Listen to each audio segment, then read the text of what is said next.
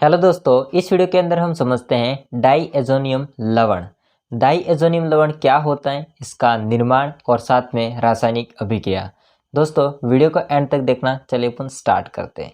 आप लोगों ने एमीन पढ़ रखा होगा, एमीन को बनाने की विधियाँ और साथ में एमीन के रासायनिक गुणधर्म। ठीक है, तो इसके बाद में ये सेकेंड टॉपिक है इस चैप्टर का, जिसका नाम है डाईएज़ोनियम लवण। डाईएज़ोनियम लवण दोस्तों क्या होगा, इसके बारे में डिटेल से हम समझते हैं। डाईएज़ोनियम जो लवण होता है, इसका अगर हम सामान्य सूत्र की बात करें, इसका सामान्य सूत्र, तो इसका सामान्य सूत्र होता है RN2X, जहां पर N के ऊपर होता है पॉजिटिव, X के ऊपर होता है नेगेटिव। दोस्तों इसमें कौन कौन क्या है उसको समझ लीजिए। तो मैं यहाँ पर लिखता हूँ, यहाँ R का मतलब होता है दोस्तों एरिल समूह। एरिल मतलब कोई बेंजीन समूह, ठीक है, एरोमेटिक समूह। हालांकि एरिल इसके लिए AR भी लिख सकते हैं, ठीक है।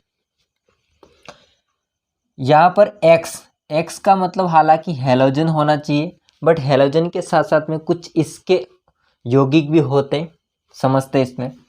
जैसे Cl माइनस, Br माइनस, इसके अलावा हो जाएगा दोस्तों HSO4 माइनस, BF4 माइनस आदि। तो हम लोग X की जगह ये भी ले सकते हैं। दोस्तों यदि हम डाईएज़ोनियम जो लवण होता है, इसके अगर नाम की बात करें, तो इसका जो नाम होता है वो 3 भागों में डिवाइड होता है। कितने भागों में डिवाइड होता है? 3 भागों में डिवाइड होता है, 3 भागों में विभाजित होता है। क्या होता है? तो पहला इसमें आ जाएगा हाइड्रोकार्बन, सेकेंड होता है इसमें डाईएज़ोनियम, और थर्ड होता है इसमें दोस्तों ऋणायन का नाम। हाइड्रोकार्बन मतलब वही R, डाईएज़ोनियम मतलब N2, X मतलब ऋणायन का नाम। ठीक है, तो आप लोग इसको यहाँ से भी कंपेयर कर सकते हो। अब इसके उदाहरण को समझते हैं। फॉर एग्जाम्पल इसका फर्स्ट उदाहरण हो जाएगा, R की जगह पर बेंजीन C6H5, N2 की जगह N2 हो जाएगा जो कि पॉजिटिव होता है, और X की जगह पर हम Cl को ले लेते हैं जो कि नेगेटिव। इसका क्या नाम होगा?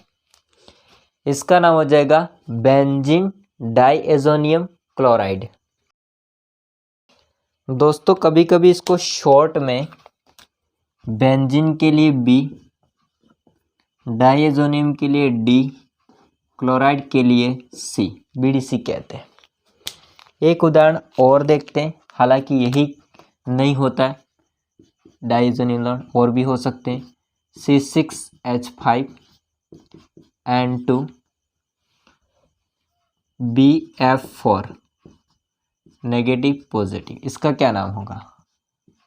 इसका नाम होगा दोस्तों बेंजीन डाईएज़ोनियम फ्लोरोबोरेट। तो दोस्तों ये बात थी सामान्य।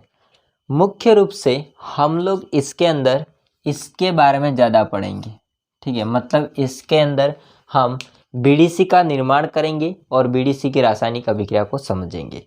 तो अब हम समझते हैं BDC बेंजीन डाईएज़ोनियम क्लोराइड का निर्माण। समझिए। हाँ दोस्तों, अब हम समझते हैं BDC का निर्माण कैसे होता है। दोस्तों BDC को बनाने के लिए हम क्या करेंगे, समझिए ध्यान से। हम लोग लेते हैं यहाँ पर एनिलीन। एनिलीन क्या होता है? तो बेंजीन के ऊपर NH2 समूह C6H5NH2, ये होता है आपका एनिलीन। इसकी अभिक्रिया दोस्तों हम लोग करवाते हैं नाइट्रस अम्ल से NaNO2 प्लस HCl, संख्या में 2 लेंगे। मैं HCl को ऐसे लिखता हूँ 1 ताकि आपको समझा सकूँ। बाकी यहाँ पर तापमान लेंगे 274 से 278 केल्विन तापमान। क्या होता है समझिए ध्यान से। यहाँ पर आपका Na होता है दोस्तों वो एक Cl को लेकर के अलग हो जाता है NaCl के रूप में। बाकी यहां से 2 हाइड्रोजन, 2 ऑक्सीजन, 2 हाइड्रोजन ये रहे, 1 2, कितने हाइड्रोजन हो रहे? 4। 2 हाइड्रोजन यहाँ पर, 2 हाइड्रोजन यहाँ पर, 4 हाइड्रोजन और 2 ऑक्सीजन। यहाँ पर 2 जल के अणु बाहर निकलते हैं 2s2 के फॉर्म में। एंड बचा खासा कौन है आपका? तो बचा खासा है आपका एक तो C6H5N, यहाँ से N और एक Cl। तो कौन कौन बचा? C6H5N, N2 और Cl। और यही आपका क्या है? C6H5N2Cl। इसके ऊपर प्लस होता है, इसके ऊपर माइनस होता है, और यही आपका क्या है? Benzene diazonium chloride. इसको शॉर्ट में कहा जाता है BDC, जो कि मैंने आपको ऊपर ही बताया है। ठीक है, C6H5 benzene N2 diazonium Cl chloride. ठीक है, तो इस प्रकार से हम लोग इसको बनाते हैं। दोस्तों इसकी डेफिनेशन को पढ़िए। निम्न ताप पर एनिलीन की क्रिया नाइट्रस अम्ल, एनिलीन की क्रिया नाइट्रस अम्ल के साथ कराने पर BDC का निर्माण होता है। इस अभिक्रिया को डाइएजोटीकरण अर्थात जिसके अंदर डाइएजोनियम का निर्माण होता है, डाइएजोटीसेशन कहते हैं। ठीक है, तो आप लोग इतना स्क्रीनशॉट ले लीजिए। अब हम समझते हैं इसका प्रयोग करके हम किसी अन्य के साथ रिएक्शन करवाएंगे, अर्थात कहे तो BDC की रासायनिक अभिक्रिया। देखिए दोस्तों, अब हम समझते हैं BDC की रासायनिक गुणधर्म या रासायनिक अभिक्रिया। दोस्तों इसके अंदर पहली बात यह आएगी कि हम ऐसी अभिक्रियाओं के बारे में पढ़ेंगे जिन अभिक्रियाओं में जो डाइएजोनियम समूह होता है। डाइएजोनियम समूह क्या होता है? तो देखिए, बेंजीन डाइएजोनियम क्लोराइड C6H5 जो BDC होता है इसमें N2Cl। तो जो आपका N2Cl होगा, N2 मुख्य रूप से N2 होगा, ये कहलाता है आपका डाइएजोनियम समूह। अब इसका हम क्या करेंगे? प्रतिस्थापन करेंगे, यानी कि इसको हम लोग क्या करेंगे? बाहर निकालेंगे। अब इसका प्रतिस्थापन अलग अलग समूह के माध्यम से हो सकता है। दोस्तों एक बात और ख़ास है इसके लिए, BDC के लिए, कि BDC जो होता है वो हम बनाते समय किसी विलयन के अंदर बनता है, कुछ टाइम के लिए रहता है, मतलब कुछ समय के लिए। अगर इसका हमको प्रयोग करना है या फिर हमको भंडारण करना है, इकट्ठा करना है, तो इसको इकट्ठा नहीं किया जा सकता। यदि हम इसको प्रयोग करना चाहते हैं तो तुरंत बनाएंगे, उसको तुरंत ही काम में ले लिया जाता है। इसका भंडारण स्टोर नहीं किया जा सकता। तो यदि हम रासायनिक अभिक्रिया करवा रहे हैं, तो यदि हमको BDC काम में लेना है तो BDC तुरंत ही काम में ले लेना पड़ेगा। ये इसकी एक नोट बात थी जो कि मैंने आपको बता दी, लिख लेना चाहो तो। इसके अंदर हम अभिक्रिया, ऐसे अभिक्रिया के बारे में समझेंगे जिनके अंदर डाइएजोनियम समूह यानी कि जो आपका N2 समूह होता है इसका प्रतिस्थापन हो जाता है, बाहर निकल जाता है। पहली अभिक्रिया का नाम है दोस्तों हाइड्रोजन द्वारा प्रतिस्थापन। इस BDC के अंदर जो डाइएजोनियम समूह होता है इसका प्रतिस्थापन आपका हाइड्रोजन करेगा। ठीक है, तो हम लोग समझते हैं। इसको मैं लिख रहा हूँ BDC को C6H5N2Cl, ये है आपका BDC।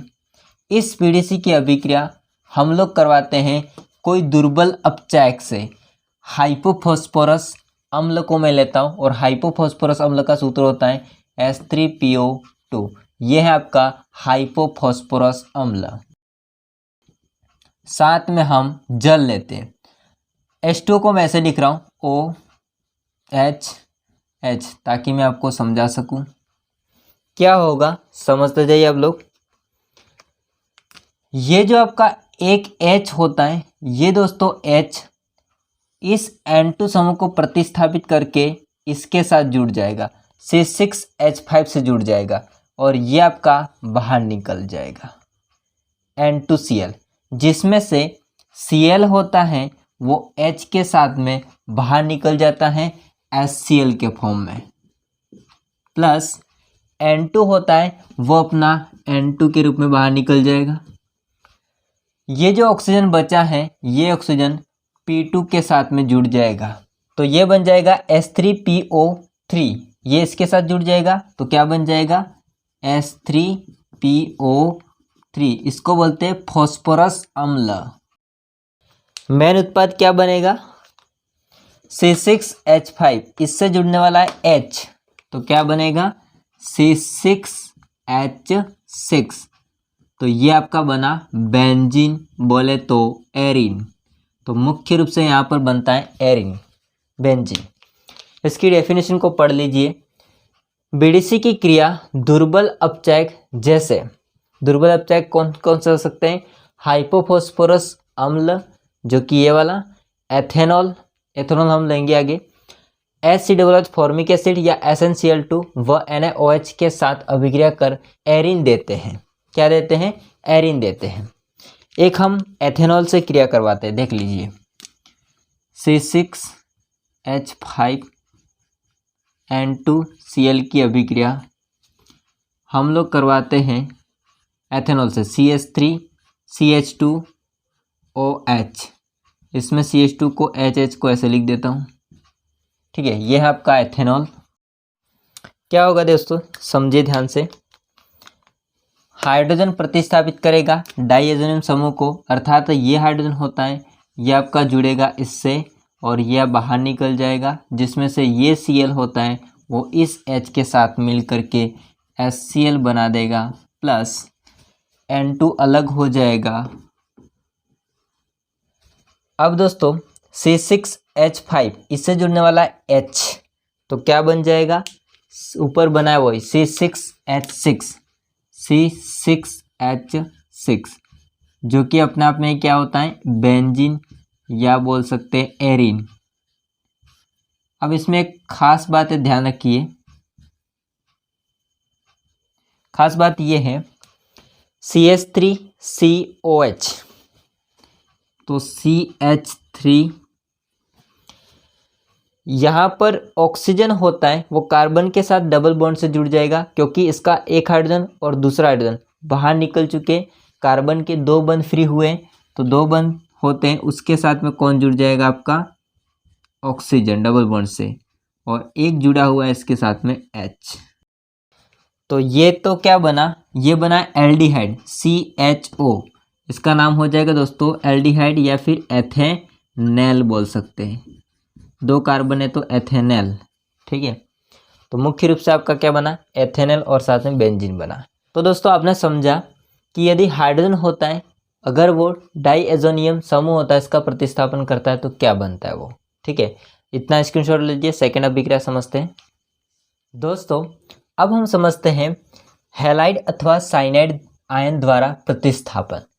हम लोग हैलाइड से डाइएजोनियम समूह का प्रतिस्थापन करेंगे अथवा साइनाइड से हम लोग डाइएजोनियम समूह का प्रतिस्थापन करेंगे। क्या होता है समझते हैं हम लोग। जैसे बेंजीन डाइएजोनियम क्लोराइड होता है, इसको मैं एरोमेटिक थोड़ा सा बनाता हूँ ताकि आपको क्लियर समझ में आए। हालांकि यही होता है बेंजीन C6H5 ये वाला, और इसके ऊपर है N2Cl, N2 के ऊपर प्लस, इसके ऊपर माइनस, ये है आपका BDC। दोस्तों BDC की अभिक्रिया हम लोग करवाते हैं HCl से, HBr से और KCN से। ये आपका साइनाइड, ये आपका हैलाइड। फिर वापस से HCl से, HBr से और एक लास्ट करवाएंगे KCN से। अब सेम आपको चीज़ दिख रही है, समझना ध्यान से क्या होता है वो। दोस्तों यदि हम HCl से करवाएंगे तो जिसमें H होता है, ये H इस Cl को लेकर के अलग हो जाता है HCl के फॉर्म में, प्लस N2 होता है, उसका प्रतिस्थापन Cl कर देता है। तो Cl होता है वो N2 समूह का प्रतिस्थापन कर देगा, N2 समूह अलग हो जाएगा और इस बेंजीन के ऊपर Cl आकर के जुड़ जाएगा। तो मैं थोड़ा सा इसको क्या करता हूँ, ऐसे लिखता हूँ C6 H5 और इससे जुड़ा हुआ है आपका ये वाला Cl, तो ये बना आपका क्लोरोबेंजीन। ठीक है, आप लोग क्या करना है, इसकी जगह पर ये इसको बना देना। यहाँ पर जगह कम है, रिएक्शन ज़्यादा है, इसलिए मैं ऐसे लिख रहा हूँ सूत्र। सेम यहाँ पर भी होगा, H होता है ये इस Cl को लेकर के अलग हो जाएगा HCl के फॉर्म में। ये Br इस N2 को प्रतिस्थापित कर देगा तो N2 अलग, और Br होता है बेंजीन के ऊपर लग जाएगा तो C6H5Br, इसका नाम हो जाएगा ब्रोमोबेंजीन। ठीक है, ये वाला। इसमें आपका K होता है वो Cl के साथ अलग हो जाता है KCl के फॉर्म में। N2 होता है इसका प्रतिस्थापन CN होता है वो कर देगा, और बेंजीन के ऊपर CN जुड़ जाएगा C6H5CN, इसको बोलते हैं साइनोबेंजीन। क्लियर है, यहाँ तक समझ आ चुका है आप लोगों को। सेम यहाँ पर H होता है ये Cl को लेकर के अलग हो जाएगा HCl, और Cl होता है N2 को प्रतिस्थापित कर देगा, N2 अलग, और C6H5 और Cl बन जाएगा, जो कि क्या कहलाता है, ऊपर लिखा हुआ है क्लोरोबेंजीन। HBr की बात कर लेते हैं। इसमें से H Cl को लेकर अलग हो जाएगा, तो सब में आप समझ रहे वही बनेगा, और साथ में N2 होता है इसका प्रतिस्थापन Br कर देगा, और बेंजीन के ऊपर Br आके जुड़ जाएगा C6H5Br ब्रोमोबेंजीन। कैसीन की बात करेंगे, K होता है वो Cl को लेकर के अलग हो जाएगा KCl, प्लस CN होता है वो N2 को प्रतिस्थापित कर देगा, यानी कि आपका N2 अलग हो जाएगा, और CN होता है वो बेंजीन के ऊपर जुड़ जाएगा C6H5CN साइनोबेंजीन। अब आप थोड़ा सा अजीब लगा होगा ये सारा देख करके कि क्या हो रहा है। दोस्तों यहाँ पर उत्पाद आप देखो, ये 3 उत्पाद है, सेम उत्पाद नीचे भी हैं, तो फिर 6 रिएक्शन करवाने की क्या जरूरत थी। समझते इस बात को। यदि हम पहले में दोस्तों BDC की अभिक्रिया HCl से करवाते हैं, लेकिन उत्प्रेरक के रूप में लेते हैं Cu2Cl2 क्यूप्रस क्लोराइड लेते हैं। HBr से करवाएंगे तो Cu2Br2 क्यूप्रस ब्रोमाइड लेते हैं, और अगर कैसीन से करवाते हैं तो Cu2 लेते हैं CN2 क्यूप्रस साइनाइड लेते हैं। इसमें देखेंगे तो यहाँ पर हम लोग HCl की BDC के साथ में अभिक्रिया करवाते हैं केवल कॉपर की उपस्थिति में, केवल कॉपर की उपस्थिति में, केवल कॉपर की उपस्थिति में। तो इससे क्या फर्क पड़ेगा इसको समझते हैं।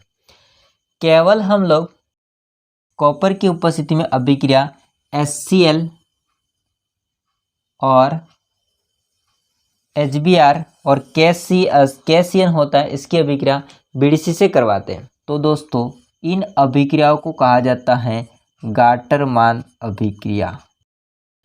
लेकिन दोस्तों हम लोग यदि HCl, HBr और KCN की अभिक्रिया Cu2Cl2, Cu2Br2, Cu2CN2 मतलब क्यूप्रस हैलाइड या साइनाइड से करवाते हैं, तो फिर इन अभिक्रिया को मैं थोड़ा सा इसको ऐसे ही बना रहा हूँ, समझ लेना। इस अभिक्रिया को हम दोस्तों कहते हैं सैंडमेयर अभिक्रिया।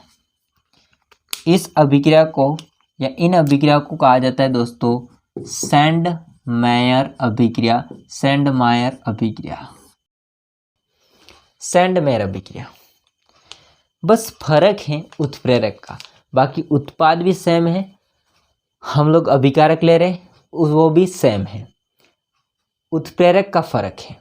तो उत्प्रेरक अगर क्यूप्रस वाला लिया है तो सैंडमेयर अभिक्रिया, कॉपर वाला लिया है तो गाटरमान अभिक्रिया। अब रही बात इसके परिभाषा की, तो मैं लिखता हूँ, आप लोग इतना स्क्रीनशॉट ले लीजिए। दोस्तों इसकी डेफिनेशन पढ़ लीजिए। BDC की क्रिया CuI, अब यहाँ पर CuI का लिखा है, इसका मतलब ये नहीं है कि ये कॉपर आयोडाइड है, नहीं, ये है दोस्तों हम लोगों ने जो लिया cuprous chloride, cuprous bromide, cuprous cyanide, इसकी जगह पर है, ठीक है, ये वाला। तो आप आई की जगह पर या तो Cl, Br या फिर Cn लिख सकते हो। तो या तो आप लोग यहाँ पर हम लिख सकते हैं CuX, X की जगह पर आप लोग यूज़ कर सकते हो Cl, Br, Cn वगैरह, ठीक है। हालांकि X का मतलब हेलोजन ही होता है, Cn नहीं होता है।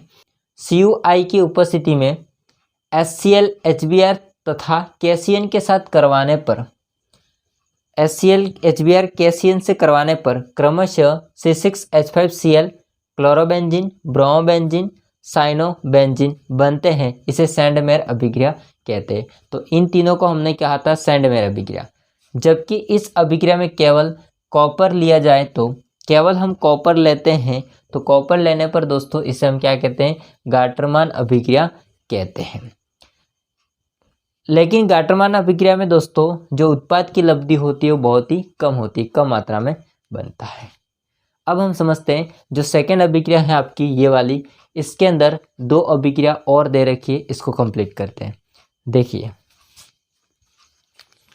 दोस्तों आगे दो अभिक्रिया समझते हैं हम लोग, फ्लोरोबेंजीन का निर्माण और सेकेंड है आयोडोबेंजीन का निर्माण। इसके अंदर हम क्या करते हैं, इसके अंदर दोस्तों हम लोग लेंगे फ्लोरोबोरिक अम्ल को हम लोग बीडीसी से अभिक्रिया करवाते हैं। देखिए बीडीसी होता है C6H5N2Cl प्लस माइनस, ये है आपका BDC बेंजीन डाइएज़ोनियम क्लोराइड, और इसकी अभिक्रिया हम लोग HBF4 से करवाते हैं जिसका नाम है फ्लोरोबोरिक अम्ल।